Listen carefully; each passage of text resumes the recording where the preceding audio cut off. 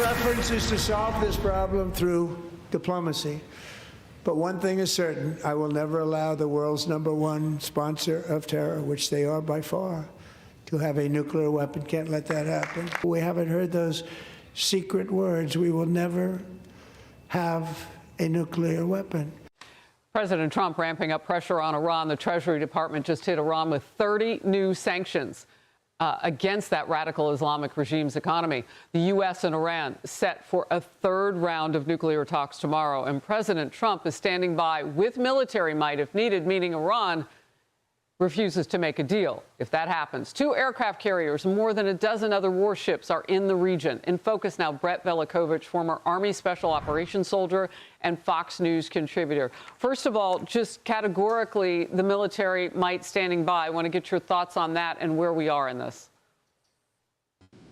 Well, the way I see it, Harris, is the regime in Tehran has a choice. They can either fully dismantle their nuclear program, or the Trump administration and our military is going to dismantle it for them, because the president made it very clear last night, a nuclear-armed Iran is not up for negotiation. They will not have a bomb. And he didn't mince his words there. He called out Tehran for restarting their nuclear ambitions, for working on missiles that could someday reach our own homeland, and for continuing to spread terrorism and death across the Middle East. And what Trump showed last night was American leadership, not warmongering. He held up a vision where diplomacy is the first tool, not the last tool, and where our military strength enables diplomacy to succeed. But sadly, despite Iranian officials claiming a deal is within reach if diplomacy is prioritized, there still is no concrete pledge from Tehran that they're never going to build a nuclear weapon. And that's the sticking point that Trump underscored last night. And on diplomacy, look, some in Washington, they act like diplomacy is just waving some magic wand. But we have to be honest with ourselves, Harris, and who we're dealing with. We're dealing with a regime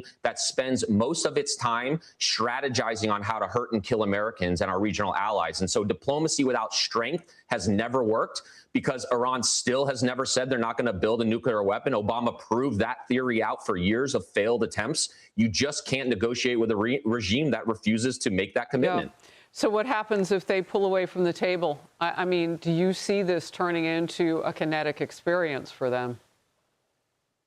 Yeah, I do. I think we have a very small window that we actually haven't had in years to make a real impact. Because we know recently they were doing some war exercises together, Iran and Russia hand-holding. Yeah, I think, again, we've got a window here that we haven't seen in decades to actually have a real impact on the regime.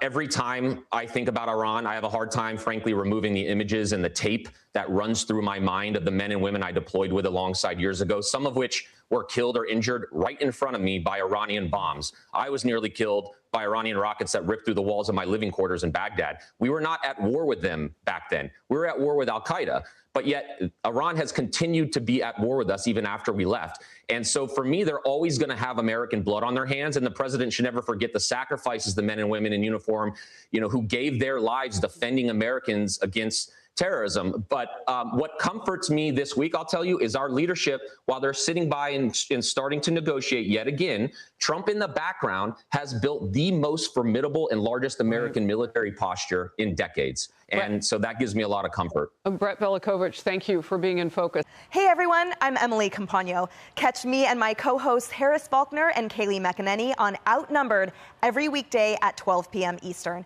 or set your DVR. Also, don't forget to subscribe to the Fox News YouTube page for daily highlights.